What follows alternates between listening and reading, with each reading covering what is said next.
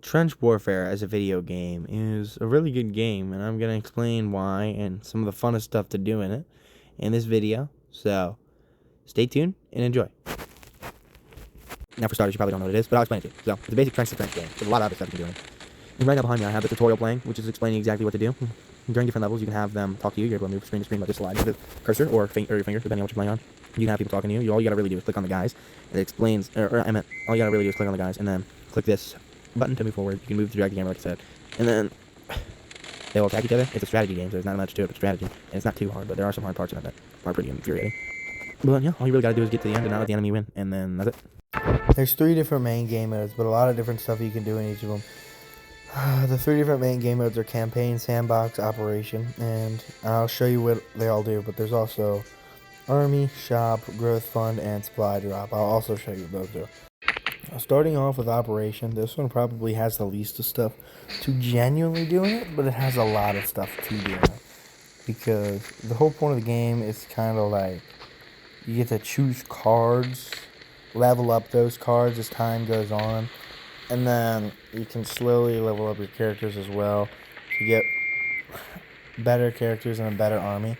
And once you get all 20 levels completed, you can get a high amount of money, which you can spend to get like different time periods, armies, skins, and other stuff. You can also spend it to upgrade your actual things in any other game that isn't Operation. But Operation sends all your characters back to 0, and you kind of just have to level them up from there. Operation also gives you all the characters at the start. You don't have to grind them up to get them. You don't have to play all the scoring mode to get them. You can just get them once you start. And that's pretty much it. It's not bad. It's about a solid 7 out of 10. No, I'd say about 7.5 out of 10. It's not bad. It's pretty good. It's pretty fun. I wouldn't recommend playing it over the other 2. This is definitely the worst out of the 3. The Growth Fund.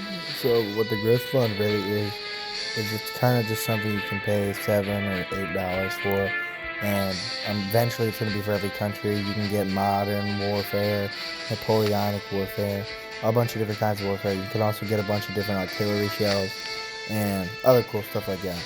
It's not too important. I bought it because I like the game a lot, and I like to support the creators, as well as the fact that it's just pretty cool, but that's pretty much it. It's not important. To carry on for buying stuff and things like that, you have the shop, where you can pretty much spend money to get coins.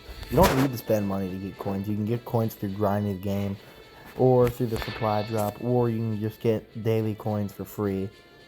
Well, most of the ways you can get coins are free, but if you want to be a dingle or something like that, you can obviously buy them, but it kind of takes all the stuff out of it. This is how you get most of the cool stuff in the game. And the shop also gives you, obviously, all the skins and all the things you're able to see there, and all the time periods and stuff like that. You have a bunch of different kinds of it, but most of it doesn't change everything too much. I wouldn't say any of the skins really actually change stuff. Then you also have the supply drop. I don't know why the audio cut out here, but it's really basic. You don't really have to have this explained to you. It makes sense. Alright, the next up you got the army, which sounds simple enough, but it's one of the most important parts of the game. This is where you can spend coins to level up your troops from different countries and stuff like that. The green up symbol means that you have enough money to level certain things of them up. Normally they don't cost much, but as you level them up, the price to level them up even further increases. You can level up things such as speed, health, accuracy. This is a fully leveled up British rifleman, as you can see. Oh, there we go. This is a less leveled up one that shows you more. It also shows you how fast they are, gives you a little bit of a description.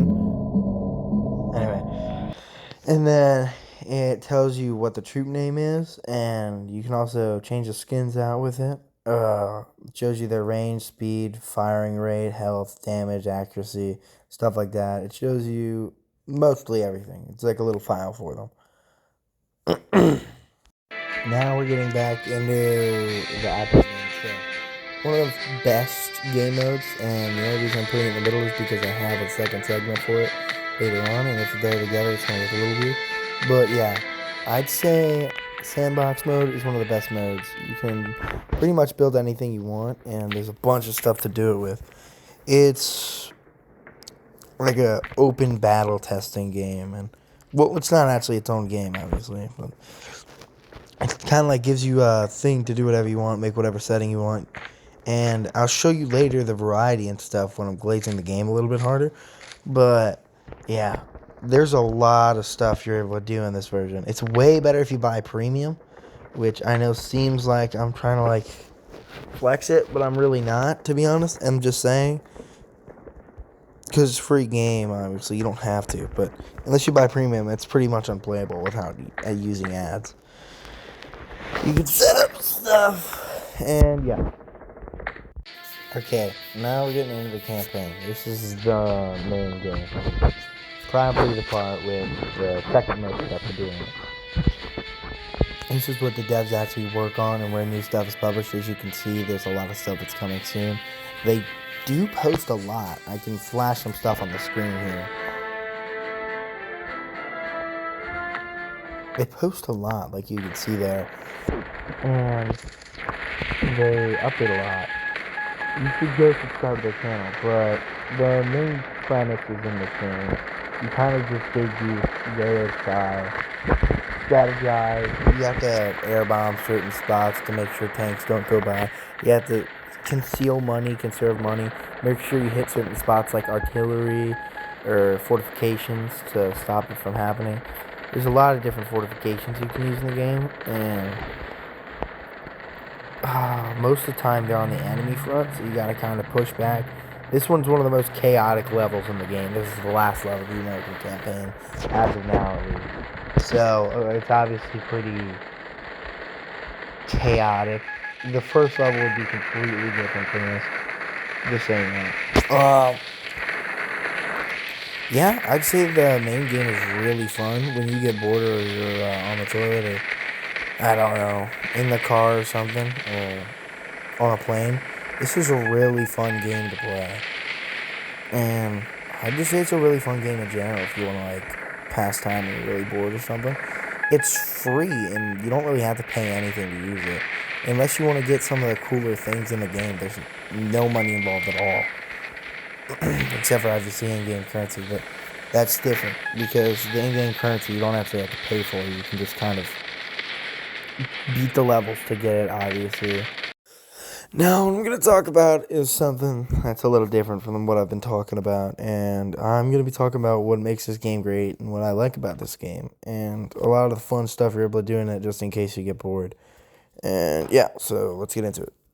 Sorry, I had the flea taken that last one. Anyway, to start out, what I have to say is line infantry is one of my favorite parts of the game.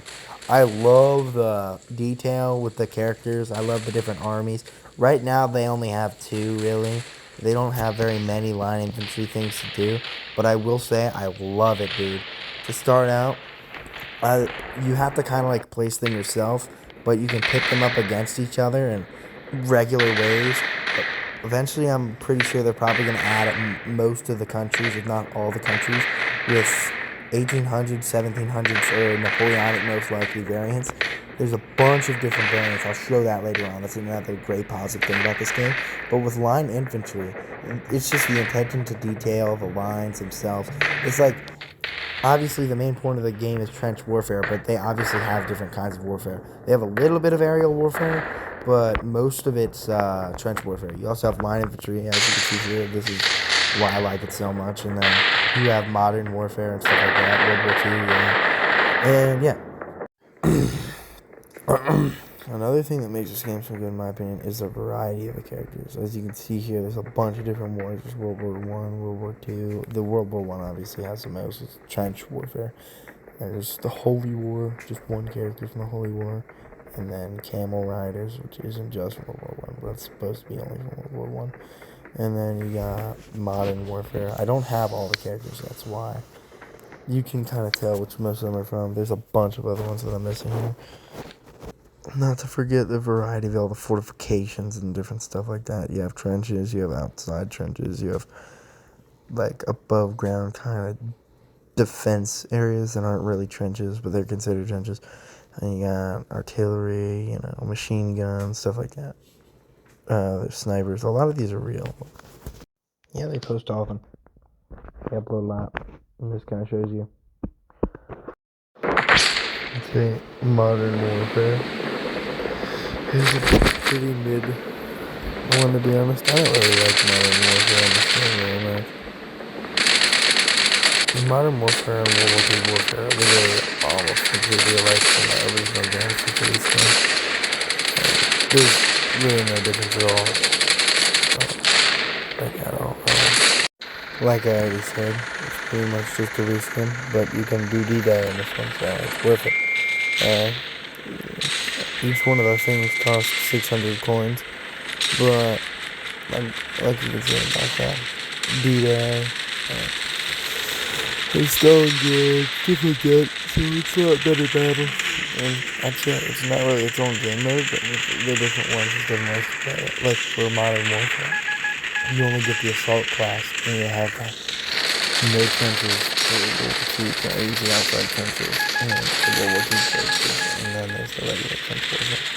Other than that, it's basically just like a challenge. There's nothing that actually changes the game at all, really. But I'd say it's still pretty fun. Alright, now onto the music. In my opinion, I think the music is one of the best parts of the game. Let me just play some of it to show you.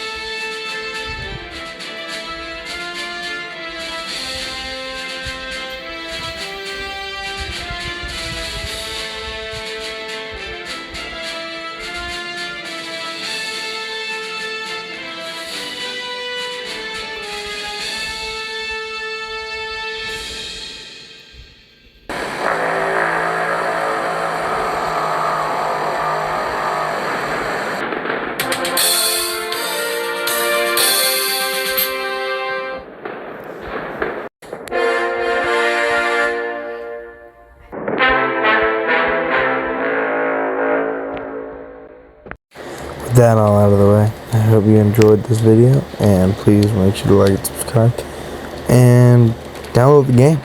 Bye.